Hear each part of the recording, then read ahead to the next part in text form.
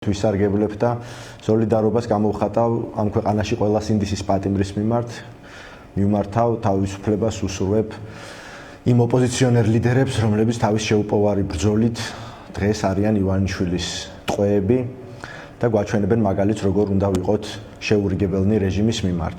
რაც შეეხება ჩემი მეგობრის საბა ბუაძის გადაწყვეტილებას, საბას ჰქონდა ესეთი პოზიცია ადგილობრივი თვითმმართველობის არჩევნებში მონაწილეობასთან დაკავშირებით და მე ვფიქრობ, რომ ეს არის ის მნიშვნელოვანი, რაც გამოარჩევს ლელოს ბევრი სხვა პარტიისგან, მათ შორის ის, რომ ჩვენთან არის შიდაპარტიული დემოკრატია და სრულიად ჯანსაღია, რომ არსებობს აზრთა სხვადასხვაობა.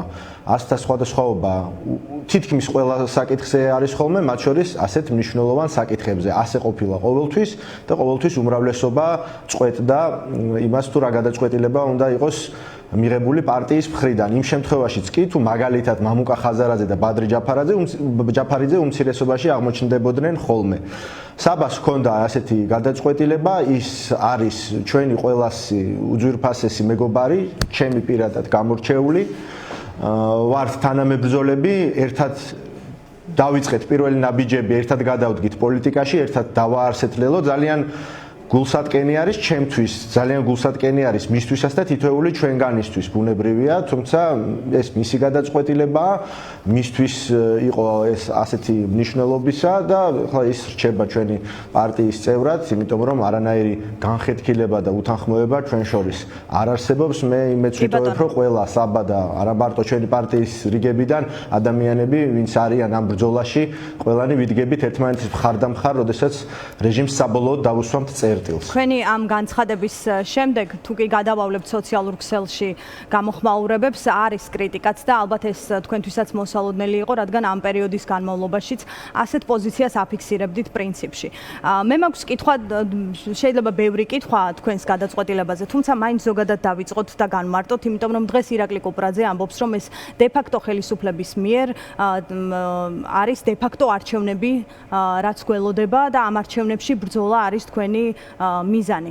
განმარტეთ, რატომ შეიძლება იყოს ეფექტური, შედეგიანი იმ ფონზე, როცა თქვენ ამ დრომდე ამბობდით, რომ ერთიანობა და ერთიანი პოზიცია იყო მნიშვნელოვანი და ვიყავით მონდომებული, რომ სხვებიც ყოფილიყვნენ თქვენთან ერთად.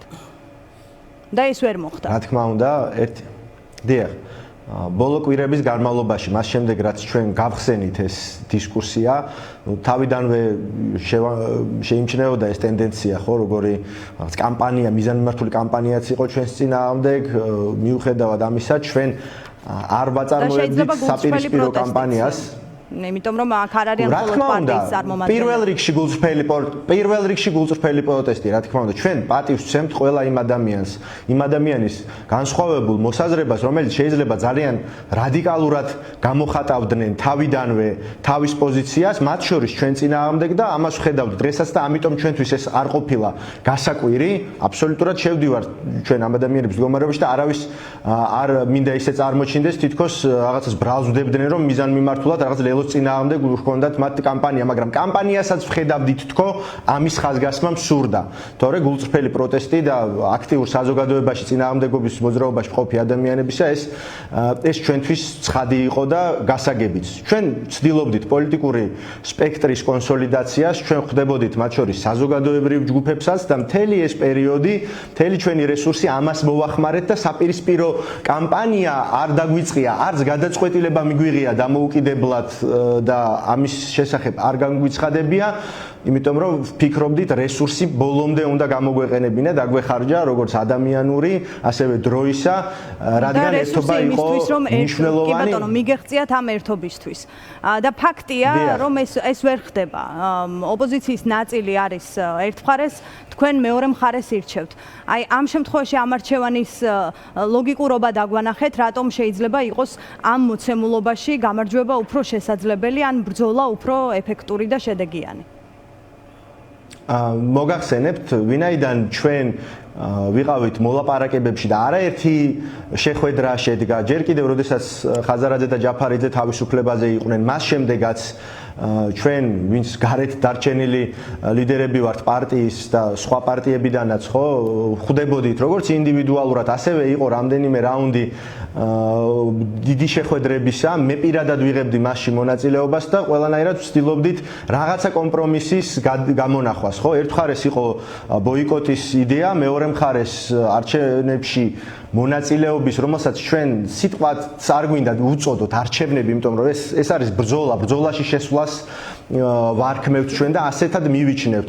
ვინაიდან ეს იყო ორი სხვადასხვა მიმართულება და ორი სხვადასხვა ხედვა, როგორც ხდება ხოლმე ბუნებრივია, უნდა გადაიდგას ნაბიჯები შემხვედრი მიმართულებით, ჩვენ ასეთი ნაბიჯი გადავდგით ძალიან დიდი. იმ ყველანაირი რაღაცა მოსაზრების გასაკაცებლად, თუნდაც რომ ლელოს რაღაცა თავისი პარტიული ინტერესი ჰქონდა, მზად ვიყავით რომ 64-დან 63 მუნიციპალიტეტში გავსულიყავით ბოიკოტში და გვებრძოლა თბილისისთვის, სადაც ჩვენ პარტიულ საარჩევნო ნომერსაც კი დავთმობდით, ხო ეს ნებისმიერი პარტიისთვის მნიშვნელოვანია, მაგრამ უფრო მნიშვნელოვნად მიგვაჩნდა ერთობლივი ძალებით შეტევა და უფრო მოგვეახლოვებინა ჩვენი მთავარი და ცენტრალური მიზანი, რომელიც არ არის არც შეცვლილა და არც დღევანდელი განცხადება ჩვენი პარტიის არ გულისხმობს იმას, რომ ჩვენი მთავარი მოთხოვნა აღარ არის ახალი საპარლამენტო არჩევნები და სინდისის პატიმრების გათავისუფლება. ვერავინ ვერ გაბედავს ამ ქვეყანაში ამ მოთხოვნისთვის ხელისხლებას, მის მოდიფიცირებას, თუნდაც სანამ ის არ შესრულდება. უბრალოდ ჩვენ ვხედავდით ამაში დამატებით ფლანგს, დამატებით ბრძოლის ფლანგს, ხოლო მეორე მხრიდან ჩვენ სამწუხაროდ ვერ მოვისმინეთ ის რაციონალური არგუმენტები და ხედვა იმისა, თუ რა შეიძლებოდა მომხდარიყო იმ შემთხვევაში, თუ კი ამ ბრძოლაში ჩვენ არ შევიდოდით, ხო, 4 ოქტომბრის დე ფაქტო არჩევნებით უგნებავთ ასე დავარქვათ, რომელიც კალენდარულადაც უწევთ, სანამ ჩვენ მოვიპოვებთ თავარს, ანუ საპარლამენტო არჩევნებს. შესაბამისად ჩვენ ვფიქრობდით და ვფიქრობთ რომ ბრძოლა არის მნიშვნელოვანი, აქტიურობა არის მნიშვნელოვანი პირველ რიგში წინააღმდეგობის მოძრაობის გაძლიერებაში ვხედავთ ჩვენ იმ საარჩევნო კამპანიასაც და 4 ოქტომბრის ეგრეთ წოდებულ ბრძოლას, ხო, ადგილობრივი თვითმმართველობის არჩევნებს. აი შესაძლოა ალტერნატიული გეგმა რომელიც მანამდე თქვენ შესაძლოა ვერ მოგესმინათ ალტერნატიული გეგმა და ამას ამბობთ ხოლმე ხშირად რომ ვერ მოისმინეთ რა ხდება მაგალითად 4 ოქტომბრის შემდეგ, როცა ყველა არის ბოიკოტში. მაგრამ აირჩიეთ ეს გზა. აი მონაწილეობის შემთხვევაში ამ მოცემულობაში როცა ასე განაწილებულია ოპოზიციაში რაოდენობა ვინ იღებს მონაწილეობას ვინ არა, როცა ამბობთ რომ ეს არის დე ფაქტო არჩევნები და ეს შეიძლება არ იყოს მაინც და მაინც კი არა და ალბათ ეჭვიც არ გეპარებათ რომ არ იქნება სამართლიანი არჩევნები, აი მონაწილეობის შემდეგ რა ხდება არჩევნების შემდეგ? 4 ოქტომბრის შემდეგ. ანუ თუ კი ის ალტერნატიული გეგმა ვერ მოიფიქრეთ, თქვენ ვერ მოისმინეთ, თქვენი ხედვა როგორია 5 ოქტომბრის შესახებ? მოგახსენებთ, ჩვენ პირველ რიგში უნდა ითქვას, რომ ეს უნდა დავსახოთ არამხოლოდ შედეგი რა ხდება 5 ოქტომბერს და 4 ოქტომბერს, არამედ ერთ-ერთი მთავარი მიზანი არის მთელი ეს პროცესი, ბრძოლის პროცესი არის თვითონ მიზანი მათ შორის. როდესაც ჩვენ საუბრობთ წინააღმდეგობის მოძრაობის გაძლიერებაზე, სწორედ ამას გულისხმობთ, რომ თბილისის გარეთ მათ შორის ან თბილისში ვესაუბროთ ადამიანებს, ანუ კამპანიის შინაარსი იყოს არა რაღაცა კლასიკური სტანდარტული ადგილობრივი თვითმმართველობის და სოციალური პრობლემები, რომელიც ასევე აწუხებს რა თქმა უნდა ჩვენ მოსახლეობას და ეს კარგად უნდა გვესმოდეს, მაგრამ აგრეთვე აი ამ წვავე პოლიტიკური კრიზისის შესახებ საუბარი, პოლიტპატიმრების პრობლემის შესახებ საუბარი, ქართული ოცნების აი ამ ავტორიტარიზმის ახალ ფაზაში გადასვლის შესახებ საუბარი. ეს ძალიან მნიშვნელოვანია, აგრეთვე თუნდაც ქუჩის პროტესტის გაძლიერება, როგორც რუსთაველზე, ასევე სხვადასხვა კერა შეგვექმნა და შევქმნათ უნდა 3000 უბანია, როგორც მინიმუმ, ხო, არა მხოლოდ 4 ოქტომბერს, არამედ მანამდეც. რა თქმა უნდა, ერთიანი ძალებით ეს იქნებოდა გაცილებით უფრო ეფექტური, თუმცა სანამ ჩვენ ვართ, ჯერეთ ბევრი რამ შეიძლება პროცესში მოხდეს, ხო, ისეთი რამ, რაც არაპროგნოზირებადი და ჰორიზონტზე არ ჩანს, შეიძლება ამ მომენტისთვის, მაგრამ რაც არის არის შესაძლებელი სტრატეგია, რაც არის უკვე ხო ჩვენთვის არსებობს რაღაც კონკრეტული თარიღი და რაღაცაზე შეგვიძლია ჩვენ ავაგოთ ჩვენი ბრძოლის სტრატეგია.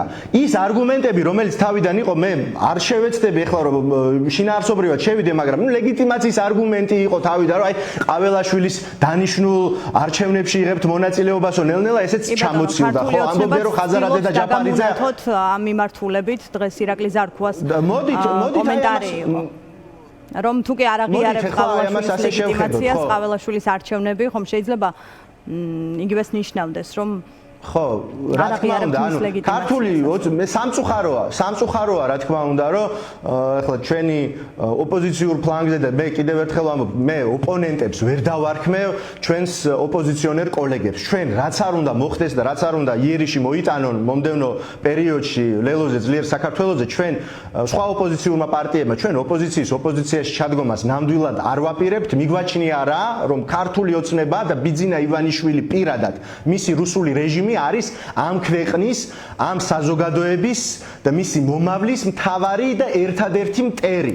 შესაბამისად, ეს მხოლოდ აწყობს მას, რომ არსებობდეს დისონანსი ოპოზიციურ ფლანგზე. თქვენ რის მიხედვით იღებთ გადაწყვეტილებას, რა აწყობს და რა არ აწყობს ქართულ ოცნებას, იღებთ თუ არა ალტერნატიულ გეგმას, თუ აი რა აზღვევს რისკებს, რომ შესაძლოა ამ შემთხვევაში ვერ გამოხვიდეთ უფრო კარგ მდგომარეობაში არჩევნების შემდეგ და შესაძლოა წინააღმდეგობის мотиваციაც არ იყოს ისეთი მაღალი, როგორიც იყო მანამდე.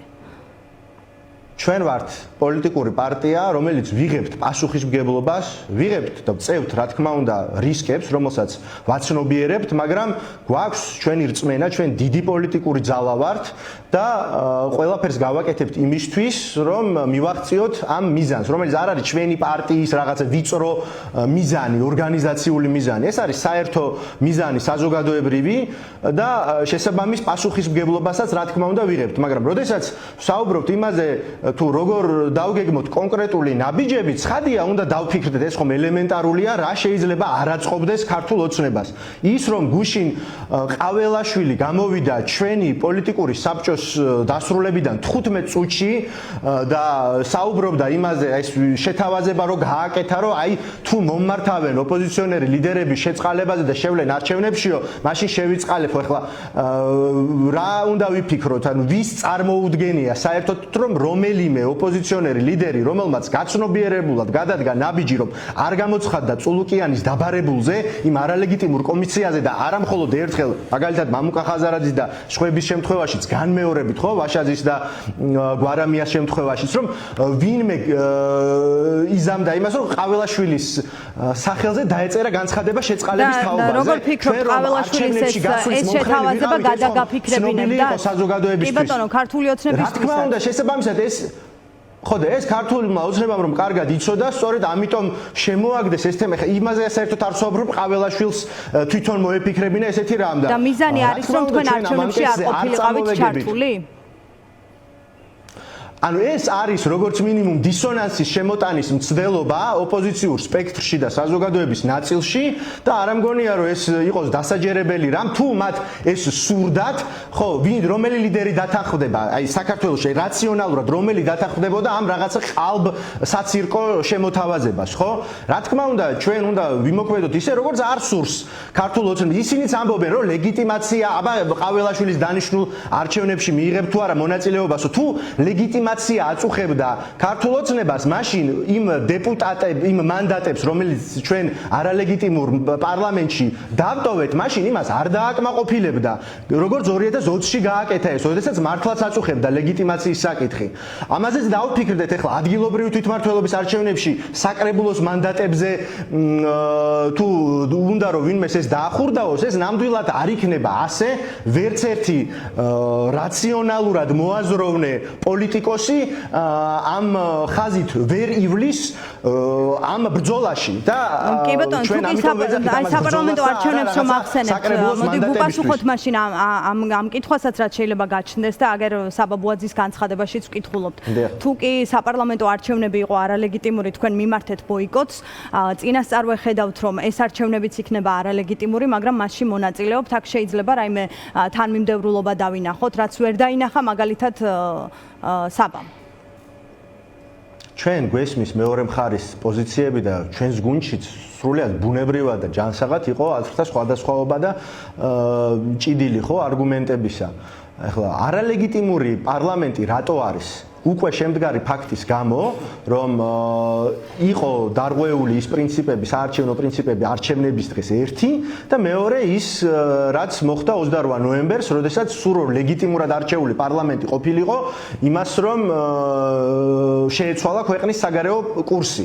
გარდა იმისა, რომ კონსტიტუციის ნორმებიც დარღვეულია, პრეზიდენტის აქტით არ იყო მოწვეული თავყრილობა მე-11 მოწვევის პარლამენტს რო ეძახის თავს და თან ვადაც იყო კონსტიტუციური დარღვეული. აღარ შევალ იმ ნიუანსებში.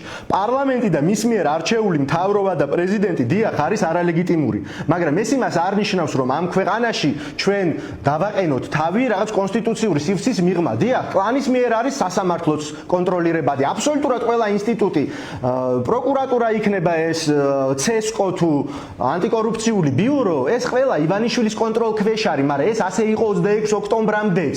ჩვენ გვეუბნებიან ხანდახან რატომ არ მოითხოვეთ არაფერი ადგილობრივი თვითმმართველობის არჩევნებში შესვლის წინ რაღაცა წესების ცვლილება მაინცო, იმიტომ რომ სწორედ იმიტომ რომ ჩვენ ვითხოვთ წესების ცვლილებას და ახალ საპარლამენტო არჩევნებს როგორც ძირითად მოთხოვნას, ჩვენ არ გვინდა რომ ვინმეს ეგონოს რომ რაღაცაში ვახურდავებთ ადგილობრივი თვითმმართველობის არჩევნებს. არა, ვიღებთ ისეთად როგორიც არის, როგორც ბრძოლას, როგორც უთანასწოროს, როგორც ხდება ხოლმე ეს რეჟიმში და არავინ არ ფიქრობს რომ ეს იქნება ჩვენი ცენტრალური ბრძოლა ამ გზაზე. შესაბამისად, კი ბატონო, ბოლო კითხვას დაგისვამთ გიორგი. უთანასწორო ბრძოლაში შევქმნათ პროცესი, ბრძოლის პროცესი და არ მივართვათ ივანიშვილის ლანგარზე ის, რაც მას უნდა, რომ პოლიტიკური პარტიები, პროდასავლური ოპოზიცია მოაცილოს პოლიტიკური ველიდან. შეიძლება მეტი დაყოლება შემიქმნას სხვა, მაგრამ ბრძოლველად არ დავთმობთ. დღეს ბრიფინგზე ასევე ითქვა კოალიციური თანამშრომლობისთვის მზადყოფნის შესახებ. ჩვენი შემდეგი სტუმარი გიორგი გახარიას გუნდს წარმოადგენს. ეს პარტია ასევე აპირებს არჩევნებში მონაწილეობას. თქვენ მზად ხართ ერთმანეთთან თანამშრომლობისთვის, შეიძლება რაიმე საერთო კანდიდატზე შეთანხმება თუ როგორ შეიძლება ახლა პროცესი გაგრძელდეს იმ ფონზე, როცა თქვენი პარტიის ლიდერები არიან საპატიმროში, გიორგი გახარია არ არის ქვეყანაში. ხო, მე ვფიქრობ, რომ როდესაც მამუკა და ბადრი მიდიოდნენ იმ დღეს მთელი საზოგადოება ხედავდა, როგორი იყო განწყობა, სულისკვეთება, მათი სატუსაღოში ყოფნა და ტყვეებად ყოფნა, ივანიშვილის ტყვეებად ყოფნა, ჩვენი როგორც პარტიის სრულფასოვან ფუნქციონირებაზე ზეგავლენას არ ახდენს, იმიტომ რომ ჩვენ ამ სცენარისთვის ვიყავი მზად. კი ბატონო, მოკლედ მიპასუხეთ, დრო აღარ გვაქვს. გადაწყვეტილებებს და შესაბამისად, რა თქმა უნდა, აწი როგორი იქნება კონკრეტული სტრატეგია ამ ბრძოლაში შესვლისა და რა ნაბიჯები გადაიდგმება, აუცილებლად მივიღებთ, ვისაუბრებთ შეიძლება საერთო კანდიდატი გხდეს ამ ბრძოლას. თქვენ ხართ მომხრე. ეს ყველაფერი შეიძლება მოხდეს, ეს ყველაფერი შეიძლება მოხდეს. არსებობენ კიდევ სხვა ჯგუფები, პროდასავლური ჯგუფები, საზოგადოებრივი ჯგუფებიც მათ შორის უახლოეს პერიოდში გამოჩნდება, როგორ ვისაუბრებთ, როგორი სტრატეგიით ვიბრძოლებთ.